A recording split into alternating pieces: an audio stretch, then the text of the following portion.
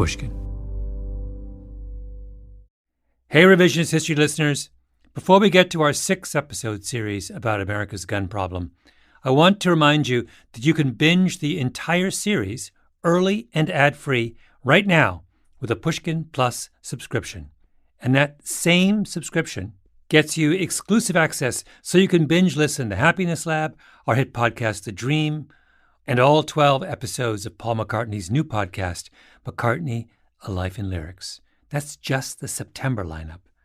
Sign up now on our Apple Show page or at pushkin.fm/plus. In June of 2022, just after Memorial Day, President Biden gave the first major gun control speech of his presidency. He had just come back from Uvalde, Texas, where 21 people had been killed by a mass shooter. And 12 days before that, he'd gone to Buffalo, New York, where a gunman had murdered 10 people in a grocery store. At both places, we spent hours with hundreds of family members who were broken, whose lives will never be the same. They had one message for all of us: do something. Just do something. For God's sake, do something. I know that we can't prevent every tragedy, but here's what I believe we have to do. Here's what the overwhelming majority of American people believe we must do. Here's what the families in Buffalo and Uvalde in Texas told us we must do. We need to ban assault weapons and high-capacity magazines. President Obama made the same plea. Here he is talking about the 2012 shooting in Aurora, Colorado, where a gunman with an assault rifle killed 12 people and wounded another 58. Weapons designed for the theater of war have no place in a movie theater. A majority of Americans agree with us on this. And by the way, so did Ronald Reagan, one of the staunchest defenders of the Second Amendment, who wrote to Congress in 1994 urging them, this is Ronald Reagan speaking, urging them to listen to the American public and to the law enforcement community and support a ban on the further manufacture of military-style assault weapons. Not to mention Bill Clinton. Bill Clinton went on about assault rifles so much he got sick of it. But I'm telling you, it's amazing to me that we even have to have this debate. I mean, how long are we going to let this go on? And then Clinton concluded with something close to despair. I'm sorry to be so frustrated, but sometimes it seems that the president's job ought to be dealing with things that are not obvious. For the past 30 years, banning assault weapons has been the rallying cry of the gun control movement. Every time a mass shooter attacks somewhere in the United States, dressed in full army camo, with a full-on military assault weapon slung over their shoulder, the issue comes up again. And next week or next month, when another mass shooter strikes, you will hear this speech again. A few years ago, the family of the inventor of the AR-15 said he would have been horrified to know that its design was being used to slaughter children and other innocent lives instead of being used as a military weapon on the battlefields, as it was designed. That's what it was designed for. Enough. Enough. My name is Malcolm Gladwell. You're listening to Revisionist History, my podcast about things overlooked and misunderstood. This episode is about assault rifles, the most hated gun in America. Because midway through this miniseries on gun violence, I realized that I didn't understand why this gun, out of all the guns in America, was the weapon that so many people wanted to ban. There are 100 proposals out there for confronting gun violence. Should this one be at the top of the list? So I looked for someone who could give me an assault rifle tutorial. And I chose as my teacher Greg Wallace. Gun enthusiast, competitive shooter, college professor, hockey fan, big friendly guy with gray hair. Author of a number of scholarly law review articles on assault weapons and their implications. And, I should point out, one of the leaders of the other side of the assault weapons battle, which is what I wanted. Someone who would tell me things I didn't know, and given all my predictable liberal biases, maybe things I might not want to know. Greg Wallace and I didn't talk politics, or the Second Amendment, or the NRA. We just talked guns.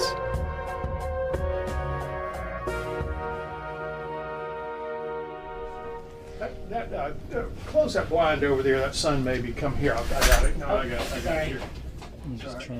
The tutorial began in his office at Campbell Law School in Durham, North Carolina. Wallace put a large black nylon bag on his desk and took out the gun in question. It is a, as I told you, it is a felony to bring a firearm on an educational campus in North Carolina. But there is a nice exception for educational purposes. And I have my get out of jail free letter here from the dean. It was an AR-15, the most popular brand of assault rifle sold in the United States. What does the AR stand for? Armalite rifle. Oh, Armalite, yeah. Yeah. The company that made it. In the Second World War, American soldiers used a rifle called the M1. You've seen one, I'm sure, in war movies.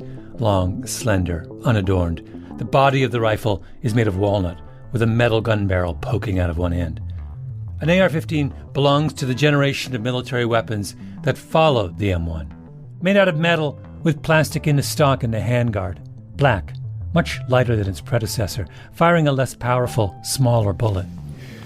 It's a trade-off. Do you go with more rounds of a perhaps less lethal, still lethal, but less so, and allow the soldier to carry more rounds, or do you go with the larger, more lethal round, but they can't carry as many?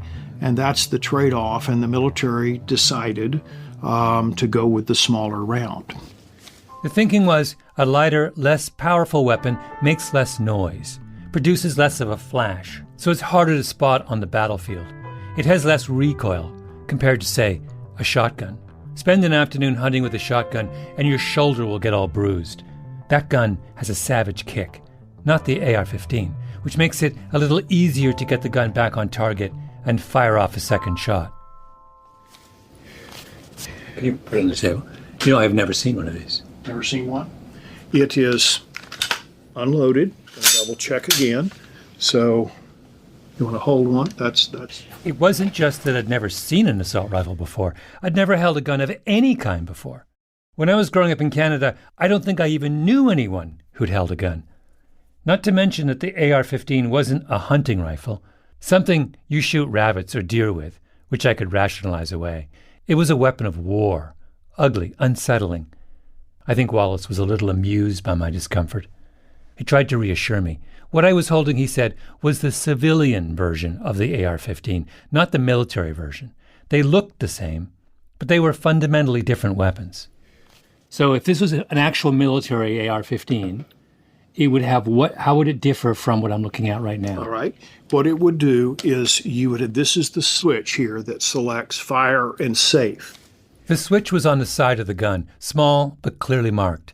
Safe is locked. Fire is ready to go. There's only two options on this because it's a semi-automatic only. So you switch it to fire, and it fires one bullet for each pull of the trigger. The Army's AR-15 has a different switch. With the military weapon, it is capable of what's called selective fire, which means there would be a third option on here. One option would be full auto, which is you pull the trigger and hold it down, and it fires continuously until it either runs out of ammunition or you let the trigger up. It can also fire semi-auto. There would be the semi-auto select, and then there would be the safe. So that's the principal difference. Yes. The material difference between the two is that one is a machine gun and the other is not. He showed me how to hold the gun, handle it, briefed me on its history. Then we went downstairs to his SUV and drove 40 minutes to a shooting range he belongs to. Nothing fancy. A little shed in the midst of some piney woods where you sign in, a series of long shooting alleys, scooped out of the side of a hill. We set up cardboard targets in the shape of a man's head and torso. Put on ear protection.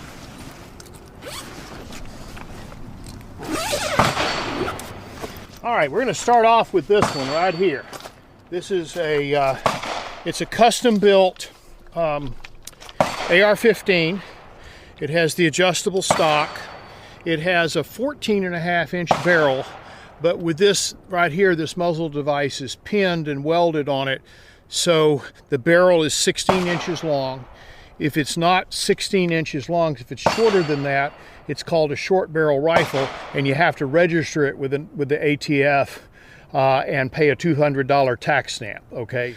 This is legal, I mean, obviously. All right, you want to shoot it? Yeah. Okay, all right. Let's get you comfortable on this here. So, see if that works. Now, what you need to do is to hold it up here, okay? All right. And then you need to lean your head over a little bit where you can see with you keep looking with your right eye. You want to find the red dot in there. Oh, I see the red dot. You see it? Yep. This time you want to come out here and take this one up and hold it right here. Okay, put your finger up on the side. There we go. Yep, I want you to bring your left foot forward. Get in that kind of boxing stance. There you go. There you go. All right, bend forward just a little bit. All right.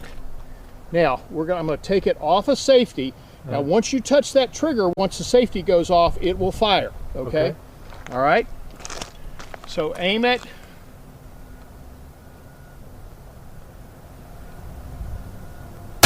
Whoa. Good Lord.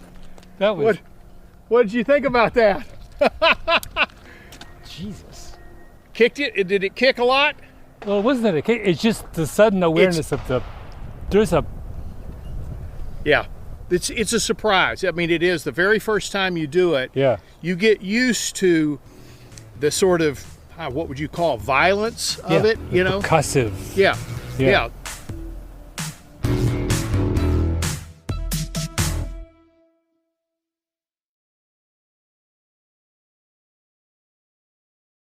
My first question for Wallace was, what makes an assault rifle an assault rifle?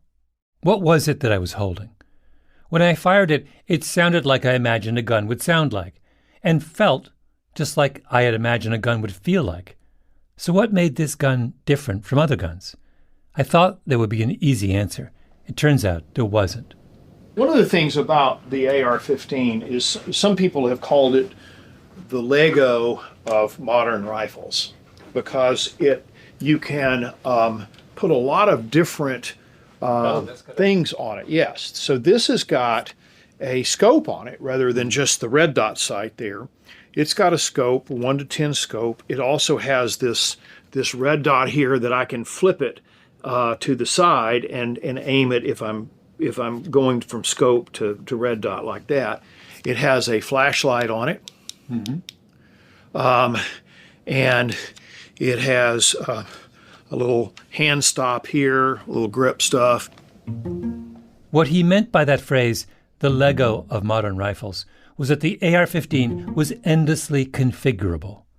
It's not like a Smith & Wesson six-shooter from the 19th century, or a colonial musket, or even the shotgun that your parents might have had. We all have a picture in our mind of what those guns look like. But an AR-15 is more like a firearm platform than a specific kind of gun. Its most distinctive feature, which you can always use to spot an assault rifle, is a tube that runs along the top of the gun barrel. It's an ingenious system that redirects gases expelled from the bullet leaving the gun to reload the next bullet in the chamber. But that platform supports a virtually infinite number of add-ons and upgrades. You can replace the gun sight, in gun jargon the optic, to let you see the target better. Replace the trigger with something that feels more comfortable. Upgrade what's called the bolt carrier, the guts of the rifle, to reduce the chance of jamming. Put a muzzle flash hider on it so the gun doesn't light up when it fires. A suppressor to reduce sound and dust. Assault rifles can have what's called a pistol grip. When you pull the trigger, the balance of your fingers rest on the same kind of handle you would typically see on a handgun. There's also something called a forward grip, dropping down from the barrel of the gun where you put your non-shooting hand. You can, if you want, keep both, have just one, or have none at all. The part of the gun, the stock, that rests against your shoulder can be adjustable so you can fit the gun to your own dimensions, on and on and on. So when you ban an assault rifle, what's being banned? The assumption of most people, I think, is that the gun control movement intends to ban the platform. But they don't. No one's looking to ban the distinctive gas tube reloading system, or, more ambitiously, the category of light, easy-to-carry and handle semi-automatic rifles. What is called an assault rifle ban is simply an attempt to specify which Lego pieces you are and are not allowed to add to the platform. Even the federal ban on assault rifles, in place from 1994 to 2004, was just a ban on some of the add-ons. In that law, Congress made a short list of the most problematic modifications to the rifle platform and said you could only have one of them. The Senate bill introduced after Biden's speech makes a slightly longer list of problematic modifications and says you can't use any of them. Now, do the Lego pieces on those lists actually make the gun more dangerous? Not really. More comfortable, maybe, or easier to clean and handle. But 99% of the lethality of an assault rifle is in the platform. When we were at the range, for example, Wallace went on at some length about another of the modifications that comes up in assault weapons discussions: magazine size. Magazines are the rectangular metal boxes that hold ammunition. In keeping with its status as the Lego of rifles, you can go on the internet and buy any number of replacement magazines for your gun that hold 30 rounds or even 50 rounds. So one of the things that assault rifle bans tend to do is prohibit the sale of magazines that hold more than 10 bullets. The thinking is, why make things easier on the mass shooter? Make him change magazines 2 or 3 or 4 times. Wallace showed me what this means in practice. He held his gun with one hand and reached for a spare magazine on his belt. What you would do is you would have like a magazine change.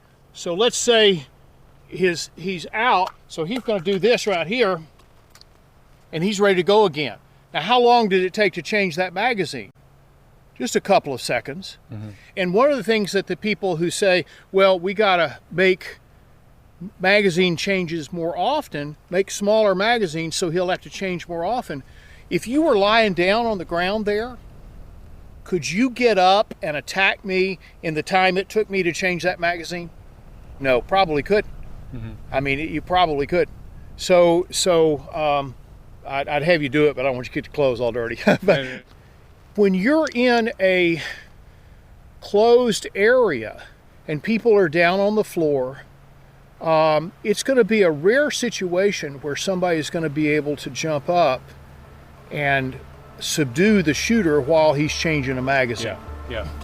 Wallace's point was that limiting magazines was the kind of thing that sounded like a good idea to people who didn't know anything about guns, or who were too squeamish to think about the way mass shooters actually behave. And then you have mass shooters with several guns, different guns, multiple guns, and if they're done with one, they just drop it and they pick up the other one. It's about as fast as a magazine change. How is a mass shooter being deterred by this kind of legislation? And by the way, have you ever looked at the appendix to a typical assault rifle ban? Right after they catalog the short list of guns that will be made illegal, they run a very long list of the guns that will remain on the market, the guns you can still buy. There are hundreds and hundreds of weapons typically on the exempt list, stretching over many pages. Let me just read to you from the appendix of the Senate assault rifle ban introduced after Biden's speech. I've chosen at random the section that deals with guns made by the Browning Arms Company of Ogden, Utah. Browning BAR Mark II Safari Magnum Rifle, Browning BAR Mark II Safari Semi-Auto Rifle, Browning BAR Stalker Rifle, Browning High Power Rifle, Browning Long Track Rifle, Browning Short Track Rifle. But the Browning High Power Rifle? No one has a problem with it. Same for the Browning BAR Safari Magnum Rifle. Do you know what Browning says about the origins of their BAR rifles on their website? This rifle was commissioned by the U.S. Army in an effort to break the stalemate of trench warfare in the battlefields of France and Belgium. It is considered one of the first and certainly one of the most effective of all the automatic centerfire light machine guns ever made. This gun, perfectly legal. Why? because it doesn't look all black and metal and menacing. Assault rifle bans are not really prohibitions on dangerous weapons. They are attempts to wrap a small subset of dangerous weapons ever so gently in red tape.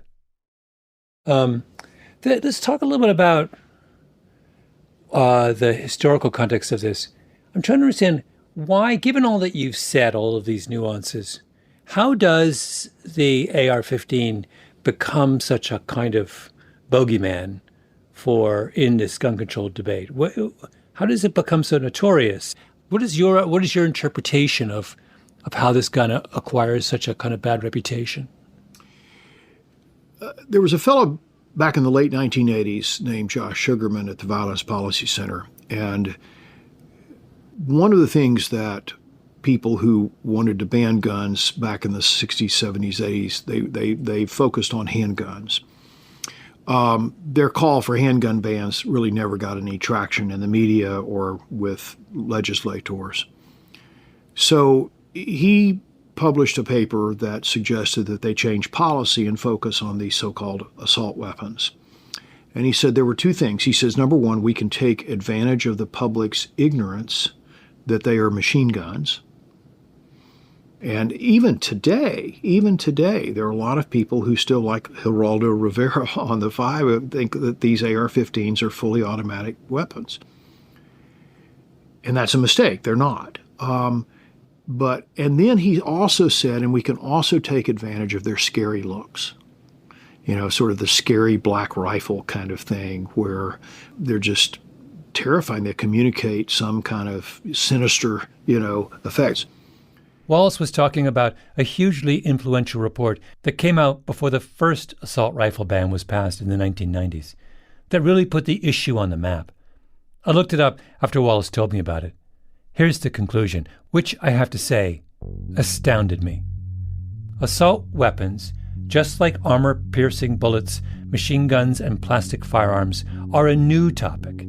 The weapons' menacing looks, coupled with the public's confusion over fully automatic machine guns versus semi-automatic assault weapons, anything that looks like a machine gun is assumed to be a machine gun, can only increase the chance of public support for restrictions on these weapons. The campaign against assault rifles was predicated on the assumption that most of us don't really know what an assault rifle is.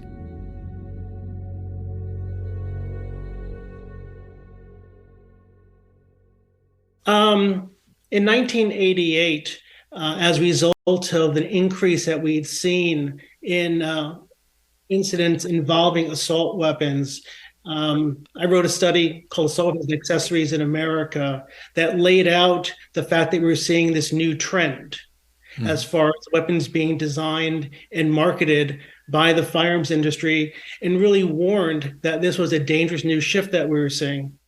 Josh Sugarman, Executive Director of the Violence Policy Institute. And were you one of the first voices to kind of point out the rise of assault weapons as a problem? Yes, I was one of the first voices to focus on assault weapons. That really was because of historically, the Violence Policy Center has tracked the gun industry, tracked their trends, tracked what they're marketing, what they're developing. I called Sugarman up right after I got back from North Carolina. His group has been at the forefront of the assault rifle ban movement since the 1990s. Strategy, research, the thinking behind legislation. A few years ago, for example, his outfit published Bullet Hoses, Semi-Automatic Assault Weapons, What Are They? What's So Bad About Them? The first chapter is a short 10-point executive summary of the group's position. And let me read to you the first 4 points. 1. Semi-automatic assault weapons are civilian versions of military assault weapons. There are virtually no significant differences between them. 2. Military assault weapons are machine guns. 3. Civilian assault weapons are not machine guns. They are semi-automatic weapons. Okay, then comes the crucial point. 4. However, this is a distinction without a difference in terms of killing power. Civilian semi-automatic assault weapons incorporate all of the functional design features that make assault weapons so deadly. They are arguably more deadly than military versions because most experts agree that semi-automatic fire is more accurate and thus more lethal than automatic fire. According to one of the leading gun control advocates in the country, the assault weapons the military uses and the ones legal for civilian use are essentially identical in their killing power. Now, I had actually asked Wallace about this when we were at the range. Could he do a simple demonstration for me?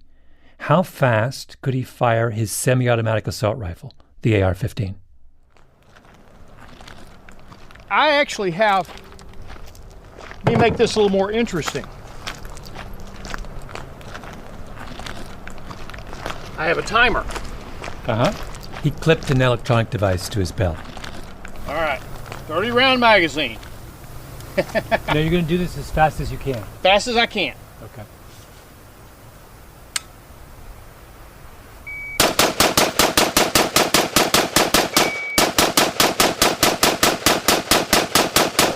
That was 30? That was 30. Wow. 6.5 seconds. An assault rifle can fire a lot of bullets in a very short time. Then he picked up a semi-automatic handgun from his gun bag and repeated the exercise. Held the gun out with two hands, aimed at the target, fired off 10 shots as fast as he could.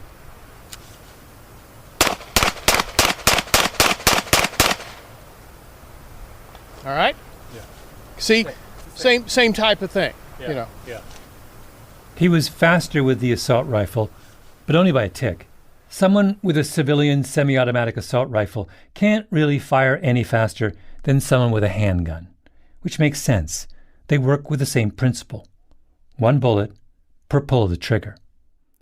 But how would that compare to a military rifle in full machine gun mode? Remember, Sugarman's group said that when it comes to killing power, the semi-automatic automatic divide was a distinction without a difference. Wallace said that if he were holding a military assault rifle, he could have fired close to 100 bullets in that same 6.5 second window. And that's So about, you're saying that a machine gun, automatic weapon, in that same period of time could have fired an additional 70 rounds. yeah. Well, the rate of fire for a fully automatic weapon is about 30 rounds in 2 seconds. That's a big difference. It is a big difference. Why are gun control advocates trying to pretend that these two weapons are the same? How is being able to fire 70 extra rounds in 6 seconds a distinction without a difference? Yeah. Then you have a series of points that are all about spray firing. Talk about spray firing. What do you mean by spray firing? Back to bullet hoses and to Josh Sugarman. Spray firing means laying down an indiscriminate field of fire using the capacity and firepower of the weapon. Instead of targeting an individual, you can target an area for your offensive use of the weapon. Okay. Is spray firing associated with semi-automatic or automatic weapons? Spray firing, which is I would not say it's a technical term, but the term is used to deal with or refer to full auto weapons. So why is it relevant here in a discussion of civilian? Because you're spraying an area with rounds. But wait, I thought this was a discussion of the assault weapons that are available for civilian purchase, which are semi-automatic. So why do you have 3 points about spray firing when it's not relevant to civilian assault weapons? I think you're kind of misreading it, to be honest with you. There are 3 points that we have that define sort of I'm going to quote you. Hold on. Civilian assault weapons keep the specific functional design features that make this deadly spray firing easy. Doesn't that say that civilian assault weapons are capable of spray firing? But Yes, you it just said does. they're not. But you just said they're not. Well, I guess you've caught me in a lack of technical. Wait, Josh, you're the one. You're trying to educate the public about assault weapons, and you've just told me that I've caught you on what is a really crucial point. I was actually being sarcastic. I missed that. I'm sorry, I missed the sarcasm. I apologize, but at this point, things were getting a little testy, because Sugarman refused to own up to the game he's playing. The public thinks that a civilian assault weapon is a machine gun, so let's make a big deal about all the nasty things that a machine gun can do, and just not mention that a civilian assault weapon is actually not a machine gun, and that none of the modifications on the table can turn it into a machine gun. But how do you spray fire with a semi-automatic weapon? Don't you still have to pull the trigger for every bullet that comes out of the weapon? Yes, you do. So spray firing is where you hold the gun on your hip with the finger depressed on the trigger in automatic mode and essentially, as you say, hose down the area. But you can't do that with a civilian weapon. Yes, you can. You can press the trigger as quickly as you can with your finger. So, but you could do that with any semi-automatic weapon. That is true. So you're talking about something that's true of all semi-automatic weapons. No, what I'm talking about is that there are specific design characteristics that are common to military assault weapons that are contained or present in semi-automatic versions of them that are marketed to the civilian population. At this point, Sugarman shifted gears. What he was really worried about with civilian assault rifles, he said, was the pistol grip. He said it was the pistol grip that made it so easy to fire a civilian assault rifle so rapidly with the gun resting on your hip. But after watching Greg Wallace at the gun range, all I could think of was, why are we so worried that someone might hold an assault rifle from their hip? The big advantage of holding a rifle the traditional way is that you have 3 points of contact with the weapon, 2 hands on the weapon itself, and your shoulder acting as a brace. Put your gun on your hip, and you're down to 2 points of contact. You can't aim that well. Your arm's going to get really tired because the gun is a big, heavy piece of metal, and your wrist is kind of awkwardly tucked in under the gun because it's not designed to be used that way. It's not easier to shoot an assault rifle from the hip. It's harder. I know people fire guns that way all the time in the movies, but that's the movies. If I was an American citizen who was interested in doing something about gun violence, I would find it very difficult to follow your line of reasoning here. You both say that these guns are functionally equivalent. Then you say, well, they're not functionally equivalent because one's automatic and one's semi-automatic. And then you say, well, actually, the semi-automatic one is worse. And then you say, and they facilitate spray firing, but then you say spray firing is really associated with the automatic version, which is not the one we're talking about. My head is spinning. Why don't you just say what you mean? I think part of it is I know a lot more about guns than you do, I think.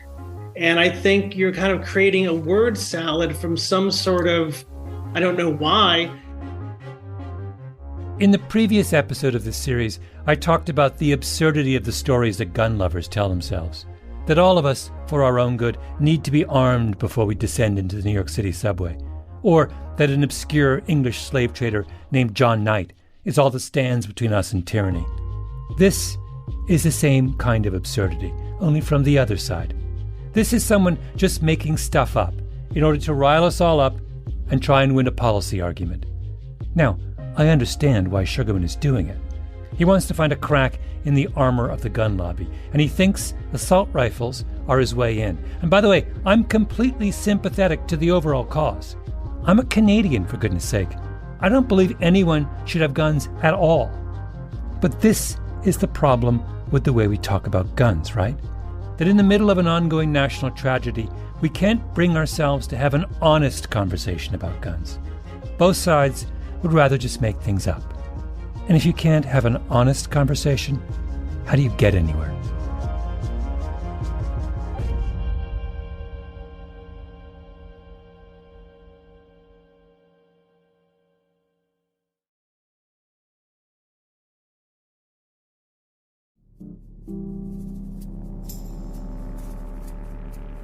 A few years ago, a group of 10 trauma surgeons, ER docs, and pathologists sat down and read through 232 autopsy reports from 23 different American mass shootings.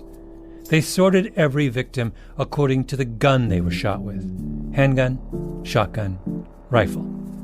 The group wanted to know, did the kind of weapon used by a mass shooter make a difference in the likelihood of one of their gunshot victims dying? It wasn't a question anyone had ever asked before, maybe because the answer seemed obvious. Rifles fire bigger bullets at greater velocity than handguns. They're going to be the biggest killers. The leader of the study was the chief of the trauma center at George Washington University Hospital in Washington, D.C., Babak Surani. I thought when we were going to do the study, I was like, this is a slam dunk. Clearly, the rifle is the most lethal of them all, and that did not bear out. The assault rifle is not the most lethal weapon in mass shootings. Surani's group found that more people were shot by rifles than handguns, but those differences did not translate into a higher percentage of people killed. The people most likely to die were the ones hit by handguns. The handgun was the most lethal weapon because the person was far more likely to be shot multiple times if the assailant had a handgun as compared to a rifle. In addition, the victim was far more likely to be shot in the torso or the head if the person had a handgun than a rifle. And the reason is, I can get closer to you. So without you knowing it, by the time I'm on top of you with a handgun, high-capacity magazine, and multiple clips, I can expend a significant number of rounds. And because I'm close to you, my accuracy is going up. And so I can hit you multiple times in the chest, belly, possibly the head, and you're going to die. Whereas with a rifle, in general, you'll see me coming. You may be able to run away. That's one. Number two, when I hit you with a rifle, the velocity is so high, there's a good likelihood you're going to hit the ground. You're going to fall. And that means my accuracy just dropped for the second hit. And so people were less likely to be injured multiple times with a rifle than they were with a handgun. President Biden goes to the site of 2 tragic mass shootings, and he is told, for God's sake, do something. But what he proposes to do is the same thing that presidents before him proposed to do: a law that will make no difference at all. What's the point of that? Americans are killing each other and themselves by the thousands, and the people who claim to be most outraged by this fact spend their time debating whether a rifle stock should or should not be adjustable, all the while pretending that they are fighting the good fight. They aren't. They're wasting our time. If I can get close enough to you, there's absolutely no doubt, none, that a rifle is far more lethal a weapon than a handgun. But just the practicalities of getting close enough to you to shoot you multiple times kind of intervene. Yeah. And so one of the points we raised in the paper was, we don't think there should be separate laws for rifles than there should be for handguns. We think there should be just common laws that apply to both types of weapons. There shouldn't be separate laws for rifles than for handguns. If we want to have an honest conversation about guns, that sentence is a good place to start. At the end of the day, a gun is designed and a bullet is designed to kill something. Whether it's an animal for sports, whether it's a person for homicide, whatever. The weapon's intention is to kill somebody. And they do what they're designed to do. A gun is a gun is a gun. The rest is just foolishness.